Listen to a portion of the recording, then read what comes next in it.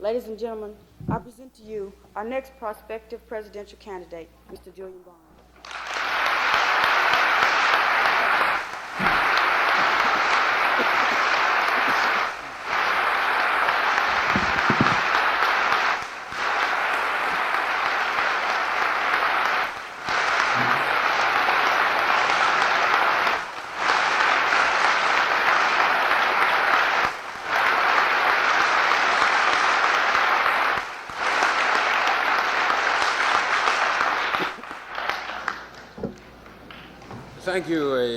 Thank you a great deal for that very kind introduction and very warm welcome.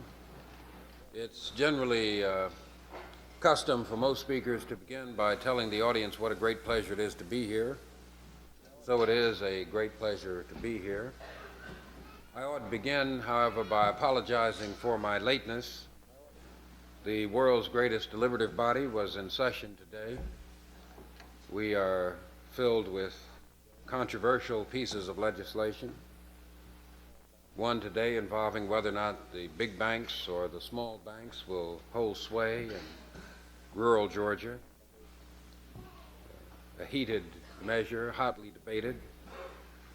And secondly, the crucial question of whether or not women in the United States will be guaranteed equal rights under the law. That measure comes up for a vote in the Georgia State Senate on Monday, and it was difficult to leave today without knowing whether or not it would have been voted on today.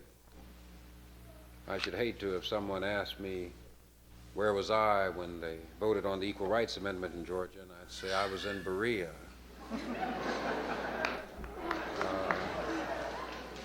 But it is a great pleasure to be here for a lot of different reasons. One, because of ties of kinship and blood with this institution that go back several decades.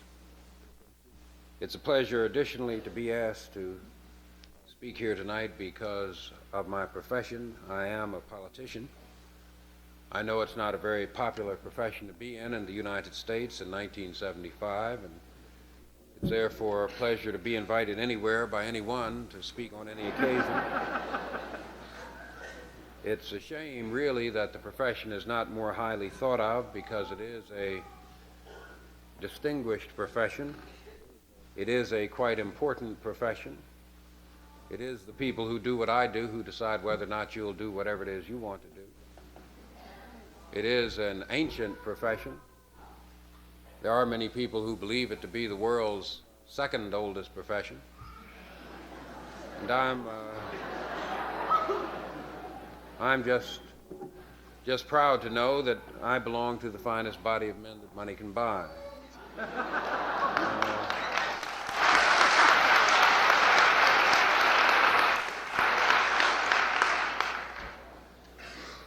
I really am quite proud of being a politician. The word has fallen on evil times over the last several years because of the Watergate scandal and other things involving politicians, but I've always thought it was an important job to do. I know we're now in a period that you might call post-Watergate morality, in which many people believe that things that they used to believe were quite all right now appear to be wrong, and that's perfectly understandable. I know many of us in Georgia, in the Georgia legislature, are quick to confess that we've done things in the past that we don't intend to do in the future.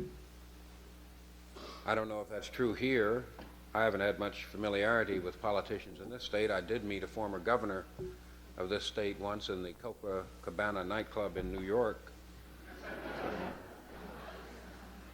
But I don't know if the same sort of things go on in the legislature here as go on in mine, but if it's at anything at all like the one in Georgia, the halls and the little cubby holes in the legislature filled with lobbyists of all kinds, some legitimate and some not, some representing special interests, some representing the people, some representing professional groups, doctors or lawyers or teachers or labor unions and so on. And these groups try to ingratiate themselves with the legislature as best they can because they want us to favor them when we vote on a piece of legislation. And quite often they give us gifts which on some reflection they probably shouldn't offer and we probably should not have taken. I don't mean anything as crass and as crude as money, but favors, little gifts of one kind or another, however innocuous they may seem, they're undoubtedly intended to sway you. I know we have a program in Georgia put on by the Georgia Medical Association. That's part of the American Medical Association, which, as you probably know, is the labor union that physicians belong to.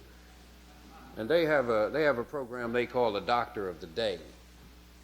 And what that means is that every day a doctor from Augusta, Savannah, Macon, or Columbus, or Dawson, or Sasser, or one of the other big cities in the state will occupy a small medically equipped office in the Capitol, and then if a member of the legislature becomes sick or doesn't feel well, then he or she knows that medical attention is right there on hand. It's very nice, but of course the doctors do it because they expect to curry favor with us. And so I made a pledge not to ever patronize the Doctor of the Day. I did go to see him quite a bit in past years. Just can remember one time last year when I went to see him and found the door to his office closed, so quite naturally I stood outside to wait my turn. And like all of you, normally I wouldn't listen to anybody else's conversation. But the voices from the inside were so loud, the door so thin, that I just couldn't help but overhear, and became clear in a moment that the patient was none other than the distinguished former governor of Georgia, the most recent lieutenant governor of the state of Georgia, the Honorable Lester Garfield Maddox.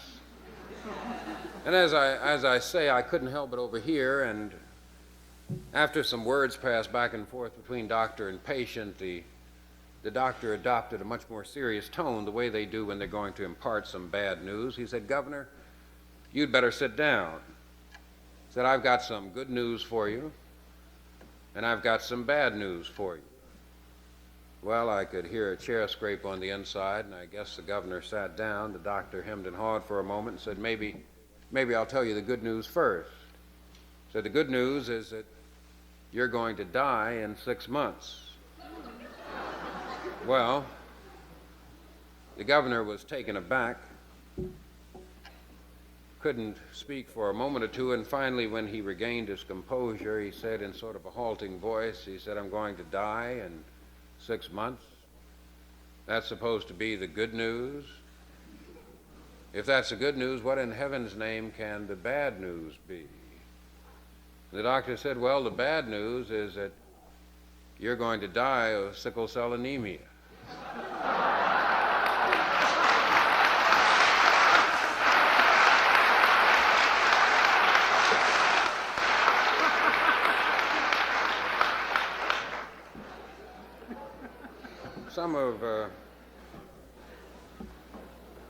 Some of you who probably have the innate American distrust of people in my profession think that's not true.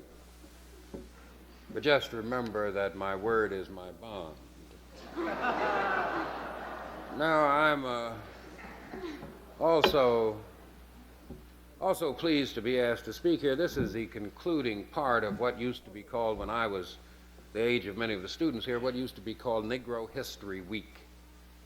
And during that period, some 15 years ago, it was an occasion, a celebration confined largely to the black high schools and colleges and universities in the United States. And now, of course, over the last 15 years, its spread and celebration has traveled throughout the United States. It's now called Black History Week, and it's a rather common occurrence on the college campuses all over the United States.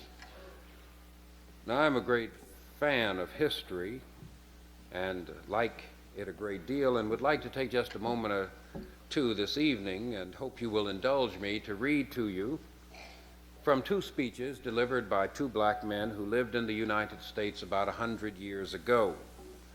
Now, there are two interesting things about these speeches to me. One is the language. These speeches were written and delivered in an era before electricity was able to amplify speakers, and therefore they had to make themselves heard by the force of their own voices, and their choice of language was much different then than it is now. They had an appreciation for English and for rhetoric and for speech generally that one seldom finds on the public platform today. Secondly, I'm quite fond of these because even though both of them are over 100 years old, they sound just as fresh and new as though they had been written just this morning. Now, the first of these comes from a man who was a predecessor of mine in the Georgia General Assembly. He was one of 26 black men who served in the Georgia legislature in 1868. To show you how far we've progressed since then, that's more than served there now.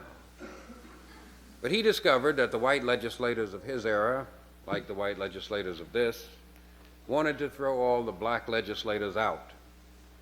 And so they caucused and agreed that this man, who was the most articulate and forceful spokesman among them, would be the speaker on their behalf. His name was Henry McNeil Turner, and on the 3rd day of September in 1868, he rose on the floor of the Georgia General Assembly to speak on behalf of the black legislators, and this is what he said. He said, "The great question, gentlemen, is this: am I a man? If I am, I claim the rights of such. Although we are not white, we have accomplished much. We have pioneered a civilization here. We have built up your country. We have worked in your fields. We have gathered your harvest for 250 years.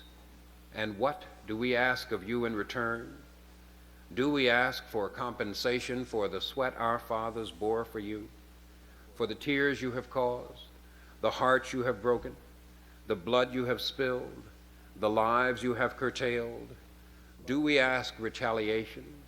We ask it not, but we ask you now for our rights. You have all the elements of superiority on your side. You have your money and ours. You have your education and ours. You have your land and ours. We who number hundreds of thousands in Georgia have not got a foot of land to call our own. We are strangers in the land of our birth, without money, without aid, without a roof to cover us while we live or clay to cover us when we die. It is extraordinary that a race such as yours, professing gallantry and chivalry and education and superiority, living in a land where Bibles are read and gospel truths are spoken, and where courts of justice are presumed to exist, it is extraordinary to say that with all those advantages on your side, you can still make war on the defenseless black man. You may expel us, gentlemen, but I firmly believe you will one day regret it. The black man cannot protect a country if the country doesn't protect him. And if tomorrow a war should arise, I would not raise a musket to defend a country where my manhood is denied. Let me say this to the young men of Georgia: never lift a finger nor raise a hand in defense of Georgia unless Georgia acknowledges that you are men and invest you with all the rights pertaining to manhood. Now, as I say, when Mr. Turner made that address, he was one of 26 black men in the Georgia General Assembly. On the day after he made that address, he was one of 25 black men no longer in the Georgia General Assembly. Now, the reason that there were 26 in but only 25 expelled was that the 26 was extremely fair-skinned. No one knew for sure if he was or he wasn't. And following the custom of that day and this, they decided that if he was but no one could tell that he was, it didn't make any difference. And if he wasn't but someone charged that he was, they would be doing him an unforgivable insult. Now, the second of these comes from a different sort of man, a man who practiced two professions. He was both a doctor and a lawyer, which of course only means that he could bamboozle twice as many people as the average man. He was a man who was a constant speaker at abolitionist rallies before the American Civil War. His name was Dr. John S. Rock, and he found himself on a platform with a series of speakers, and the speaker before him said that the only reason black people were slaves is because they were cowards. If they weren't cowards, they wouldn't be slaves. And that made Dr. Rock angry. And when his turn came to speak, this is what he said. He said, "The courage of the Anglo-Saxon is best shown by his treatment of the Negro. A score or more of them will pounce on one poor Negro, tie him up, beat him, and call him a coward because he submits. Many of their most brilliant victories have been achieved in this manner, but the greatest battles which they have been fought on paper. White men have no room to taunt us with tamely submitting. If they were black men, they say, they would work wonders, but as white men, they can do nothing. O consistency, thou art a jewel. White men may despise us, ridicule, slander, and abuse us. They may seek, as they always have done, to divide us and make us feel degraded, but no man shall cause me to turn my back upon my race. With it I will sink or swim. The prejudice which some white men have against my color gives me no pain. If any man does not like my color, that is his business, and I shall not meddle with it. I will give myself no trouble because he lacks good taste." I cannot deny, however, that I do admire the talent and the noble character of many white men, but I cannot say I am particularly pleased with their physical appearance. If old Mother Nature had held out as well as she began, we should probably have had fewer varieties among the races. When I contrast the fine, tough, muscular system, the beautiful, dark, rich color, the full, broad features, and the gracefully frizzled hair of the Negro, with the delicate physical organization, the wan and washed out color, the sharp features, and the lank hair of the Caucasian, I am inclined to believe that when the white man was created, Mother Nature was pretty well exhausted.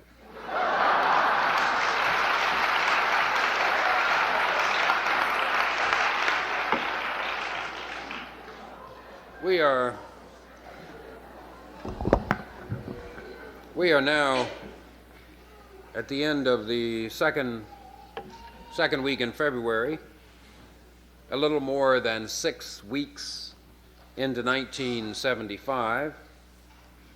The 200th anniversary celebration of the birth of the United States as a nation is a little more than a year away. We have a fairly new president, elected by a majority of one, who in turn has chosen a new vice president. We find ourselves living in a time of international turmoil and domestic dilemma, of national indecision about the ways and means to stop rising prices or to fulfill failed expectations. All around most of the world, we can see rather swift changes taking place. In Africa, the people of Mozambique and Guinea-Bissau are reaching freedom and self-determination. The heroic North Vietnamese are consolidating their earlier victory over American military might and will soon quite properly exercise democratic control over their entire nation. In Europe and in Latin America, with some rather notable exceptions, the struggle for justice and right against oppression and wrong goes on. Only here in America is there hesitation and faltering, uncertainty and indecision. Only here do popular movements by the oppressed rise and fall as regularly as the phases of the moon. That is partially because many of us don't understand that the conditions under which we struggle do not exist in a vacuum. They are instead part and parcel of powerful forces determined to maintain the status quo. So therefore, despite protest and movement, despite election, appointment, resignation, what has occurred over the last half-decade in the United States is rather simple.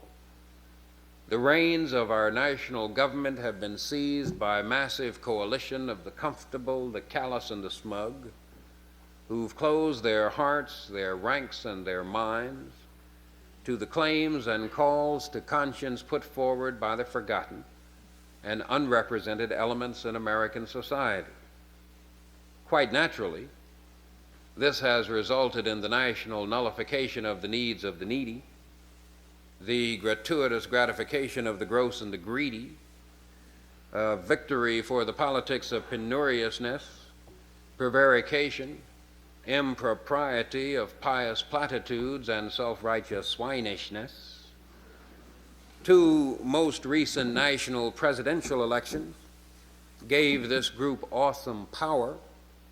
The second more a rout than an election, a rout which reinstalled the fiscal fascist, the merciless merchants of the cost accounting school of social welfarism in the White House, and ensured a 4-year reign for men with an arrogant contempt for people and their problems. The late American folk singer Woody Guthrie once said that some men kill with bullets, others kill with the stroke of a pen. The genocidal results of the last half-decade, promoted by an impotent Congress, unable to resist presidential vetoes, impoundments, cutbacks, shifts in sharing, or reverses in revenue, all have cut sharpest at the people at the bottom, those who traditionally have looked to their government for some help. Now a minor portion of that trend appears to be reversing itself. The normally moribund Congress, wet by Watergate and splashes from the tidal basin, made bold by the sight of one of their own ogling bare breast in Boston, has moved with some swiftness to topple a series of octogenarians made strong by the senility system, and has advanced democratic processes by opening their own processes to fuller participation. But in spite of rising prices and unemployment, in spite of increased inflation and the dangers of recession, these same men and women in the Congress as yet have offered no alternative to President Ford's program of promoting austerity by making the poor pay more for food stamps and gas, and by refusing an equitable raise in Social Security. But if the years before, the Kennedy and the Johnson years, taught us any kind of lesson at all, it ought to have been that government, under militant and concerted pressure, would on occasion move, slowly and rather ponderously, all too often with all deliberate lack of speed, to become a limited partner of sorts with the American underclass in their struggle to do better for themselves. The last few years have changed all that. The government's policy toward the poor has changed from benign concern to malignant neglect. In the decade of the 1960s, the number of people living in poverty in the United States, as defined by government statistic, was reduced by nearly 1/3. It's not at all unreasonable to believe that some of these gains were achieved by the so-called Great Society and New Frontier programs of that era. Yet, despite these victories, the cruel and callous castrators moved with cold calculation to kill, freeze, and wind down urban renewal, model cities, community action, public service employment, student loans, public housing, federal impact funds for education, and to impose a 60% national pullback in social services. If we are to believe, with Thomas Jefferson, that the common man is the most precious portion of the state, we find that precious resource in real danger of economic extinction today. Human problems are now placed on a balance sheet and forced to add up to pay for themselves. The new administrators in Washington run the programs they direct with all the solicitude of a hungry mortician at an old folks' home. Now, while most of the nation waltzed into the 1970s, believing that its black problem had either been burned or blown away, infant mortality rates for us remain twice as high as for everyone else. Nearly half of all the black families in the United States earned less than $4,000 a year. The average black American was still dying 7 years faster than his white counterpart.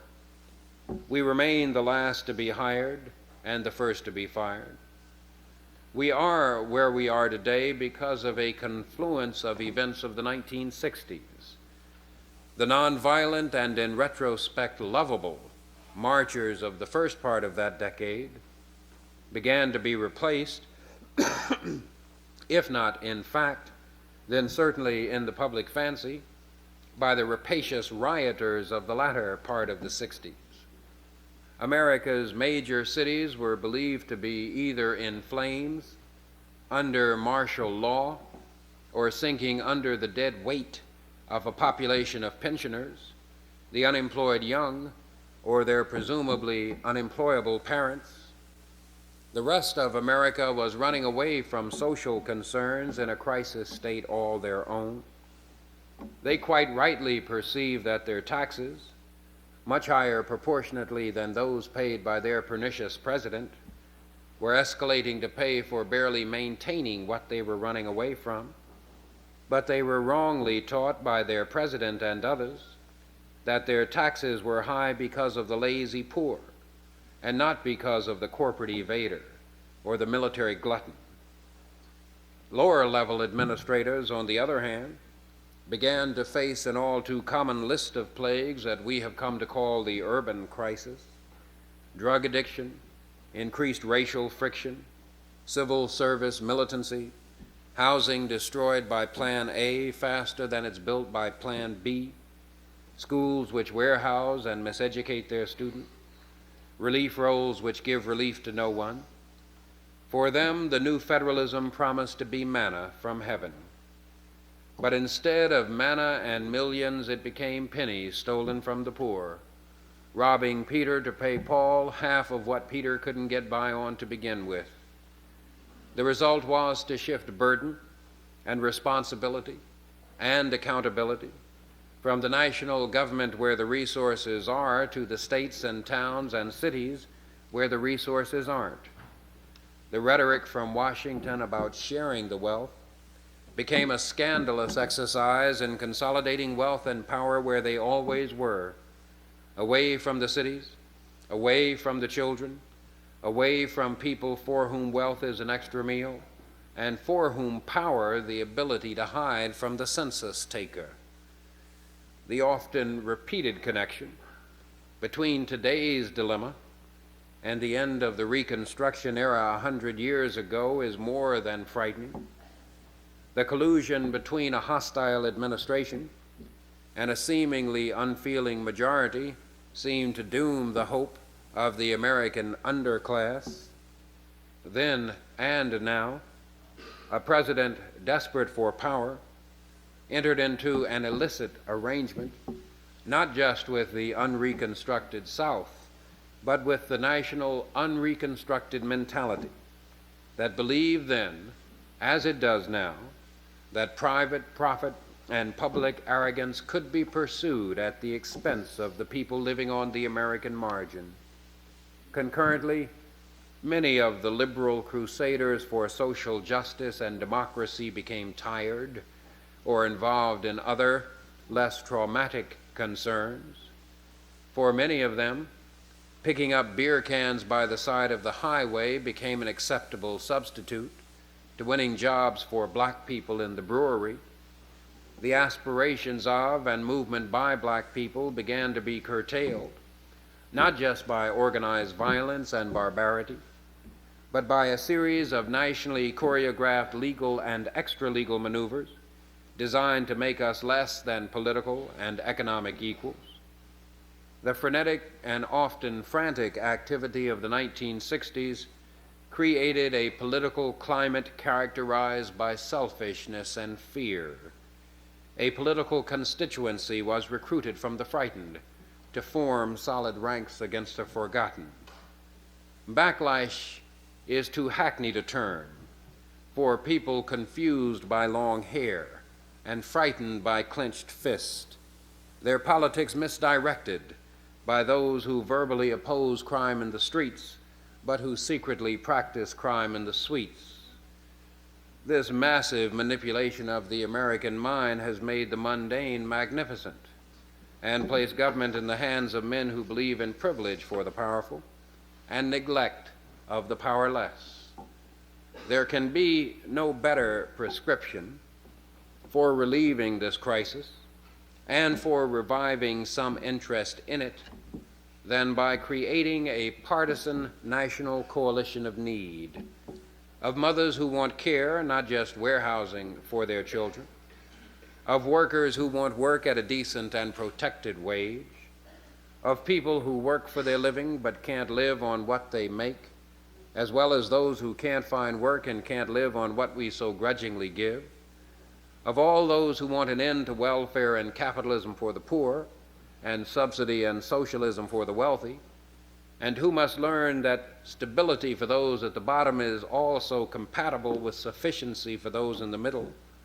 All of those people now live in America, divided by race and class, fearful of each other, contentious and impotent. Now the political analysts have told us that fewer and fewer of our people see their salvation in the political process. The 1974 congressional election turnout was less than 40% of those eligible, and for the first time in demographic history, both high and low education and income became a factor among those who chose not to choose.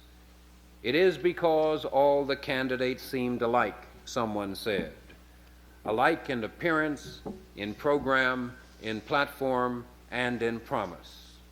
It's true, because the issues then were age and incumbency, or allegiance to fallen idols, or contest between the demonstrated failures of one set of hopefuls and the unproved promises of another.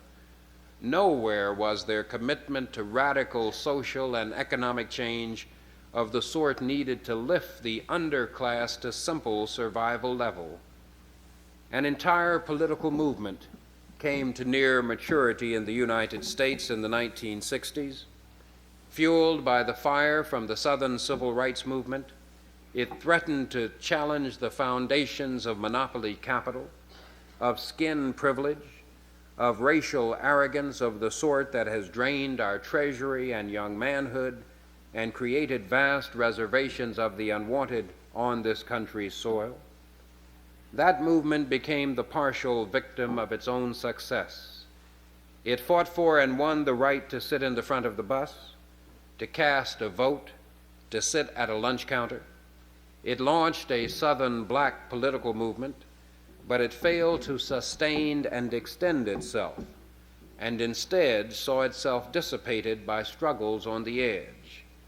For some of us, being black became a rhetorical or a sartorial accomplishment. For many, social commitment began to be measured by the length of your hair or the trickiness of your handshake. A great many of those young people who some years ago were found marching militantly in the streets are now found running nude on the college grounds, attempting to prove perhaps that all men are not created equal. The political process ought to be put to a constant test, not as an election day effort alone, but as another weapon in an arsenal that has always contained more pop guns than howitzers. As a minimal base, Such a movement must insist on immediate public employment programs, a national health program for everyone, and real tax reform that begins now the process of reallocating wealth from the few who have most of it to the many who have none at all.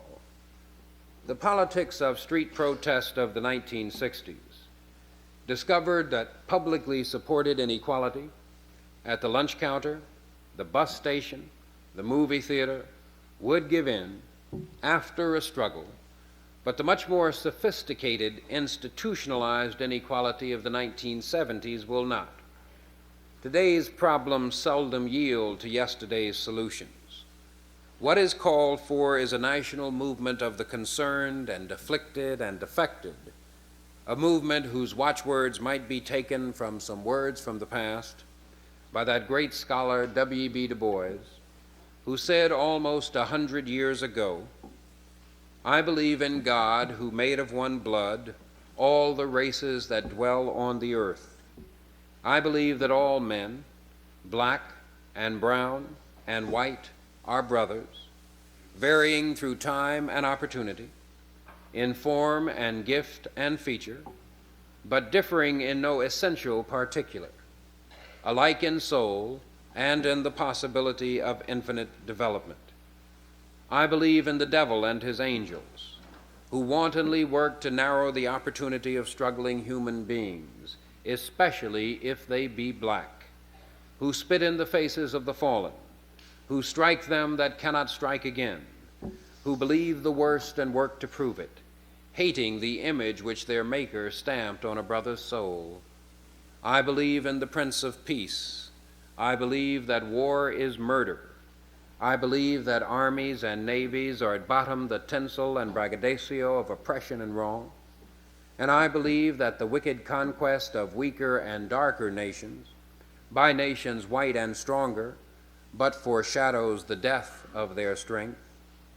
I believe in liberty for all men, the space to stretch their arms and their souls, the right to breathe, the right to vote, the freedom to choose their friends, to enjoy the sunshine, to ride on the railroad, uncursed by color, thinking, dreaming, working as they will in a kingdom of God and love. Thank you.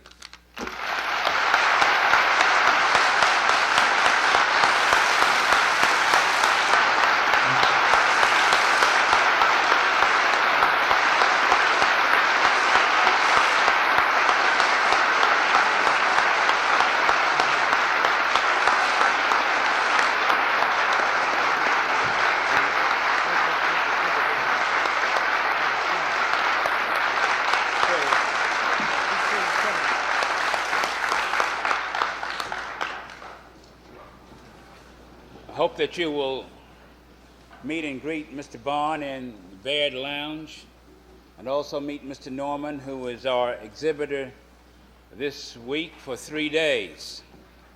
I would remind you that this Black History Week and any other week is a very costly thing here at the college. It's gotten some of us into some difficulty, but we do it for you. And we want you to take advantage of all the good things that come your way. Please meet us in Baird Lounge to meet Mr. Bond. We've also prepared for you this sheet on Julian Bond, and on the inside are some clips from the death of his grandfather. It's a historical thing, and it is worth your keeping. It is worth your keeping. It tells you how his grandfather came here with a yearling to pay his first tuition to Berea College and other facts. Mr. Bond, we're more than happy that you have been able to come this way.